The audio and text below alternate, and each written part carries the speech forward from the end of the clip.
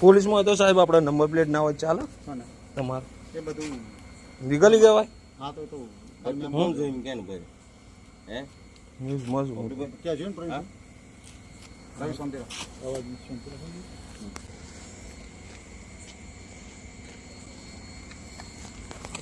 આ સનાજીન ઘર છે અને